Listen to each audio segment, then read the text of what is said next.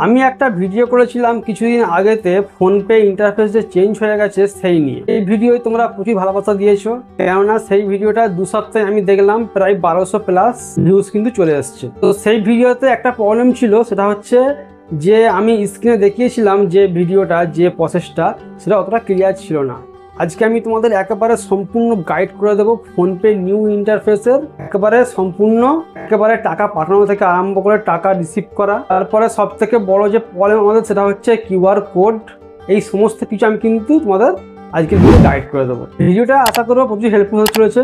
তাদের একটা লাইক দিয়ে দাও, চ্যানেলটাকে সাবস্ক্রাইব করে নাও। চলো দেরি না করে শুরু করা যাক। এখন আমাদের সামনে দেখতে পাচ্ছ যেমনটা তোমরা নতুন ফোনপের যে ইন্টারফেস সেটা কিন্তু ওপেন হয়ে রয়ে আছে। এখন যদি তোমরা চাও যে এখান থেকে তোমাদের কাউকে টাকা পাঠানোর, তাহলে কি করবে, তোমরা এই টু মোবাইল আছে, এই টু মোবাইলে ক্লিক করবে। একবার টু মোবাইলে ক্লিক করার পর এখানটা একটা সার্চ বক্স দেখতে পাচ্ছ, এখানে তোমরা আবার ক্লিক করবে। ক্লিক করার পরে এখানটায় তোমরা যাকে পাঠাতে চাও টাকাটা তার কিন্তু নাম্বারটা এখানটায় টাইপ করবে। যেমনটা আমি একটা নাম্বার টাইপ করেছি, এই নাম্বারটা চলে এসছে। এবার এই নাম্বারটা আসার পরে এখানটায় তোমরা অ্যামাউন্টটা টাইপ করবে। যেমন আমি অ্যামাউন্ট টাইপ করছি। অ্যামাউন্ট টাইপ করার সাথে সাথে তোমাদের কিন্তু ব্যাংকের নামটা দেখাবে। এই অ্যাকাউন্টের সঙ্গে এই নাম্বারের সঙ্গে যে ব্যাংক অ্যাকাউন্ট লিঙ্ক আছে সেটা কিন্তু তোমাদের এখানটায় শো করবে। এবার এখান থেকে তোমরা পে অপশনে ক্লিক করবে।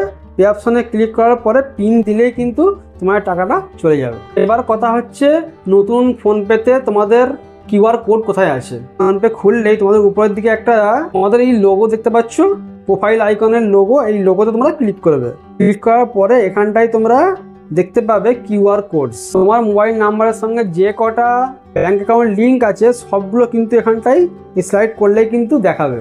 এবার এই হলো তোমার কিউআর কোড। এই কিউআর কোডটা তুমি ডাউনলোড করতে পারো। ডাউনলোড সঙ্গে ক্লিক করবে, ডাউনলোড হয়ে যাবে।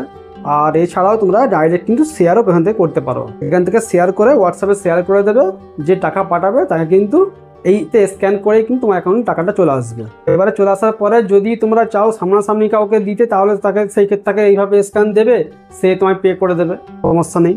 এবার কথা হচ্ছে যখন তোমরা টাকাটা পেয়ে যাবে তখন তোমরা পাবে কোথায়। মনে করো সে তোমায় বলে দিয়েছে টাকা চলে গেছে, তারপর তোমার কিন্তু এখানে টাকা আসেনি, তুমি স্ক্রিনে কিন্তু দেখতে পাচ্ছ না টাকা এসছে কি না এসছে। এর জন্য কি করতে হবে, তোমার দুটো প্রসেস আছে।